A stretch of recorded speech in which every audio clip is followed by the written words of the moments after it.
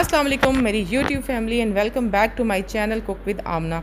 अगर आपने अभी तक मेरे चैनल को सब्सक्राइब नहीं किया तो kindly do subscribe to my channel cook with Amna और साथ लगे हुए बेल आइकन को भी दबा दें ताकि आने वाली हर नई वीडियो का अपडेट आपको फ़ौरन मिल जाए। और मेरी वीडियोस को लाइक और शेयर भी कर दें। अगर आपको मेरी वीडियोस और मेरी कुकिंग थोड़ी सी भी अच्छी लग रही है तो काइंडली मेरी वीडियो को जो है लाइक और शेयर ज़रूर कर दें।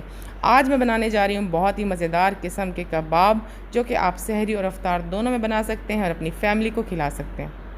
मसालों की डिटेल्स बताऊं कि मैंने यहाँ पर ली है 1 खाने का चम्मच लाल मिर्च, थोड़ा सा साबित गरम मसाला, आधा खाने का चम्मच काली मिर्च, आधा खाने का चम्मच कुटी हुई लाल मिर्च और थोड़ा सा पिसा हुआ गरम मसाला।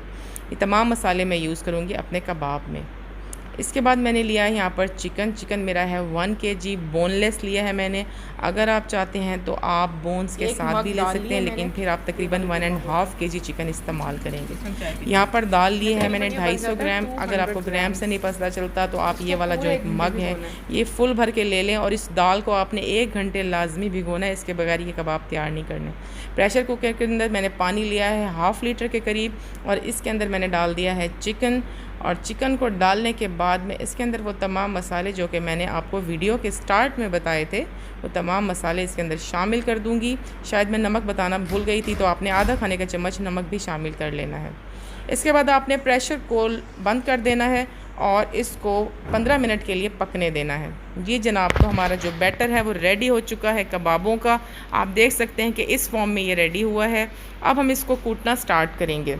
आप चाहें तो इसको अपना जो कोई भी फूड प्रोसेसर है उसके अंदर भी रेडी कर सकते हैं, लेकिन जो बात हाथ से कूटने की आएगी वो कबाबों में किसी और चीज़ से नहीं आएगी।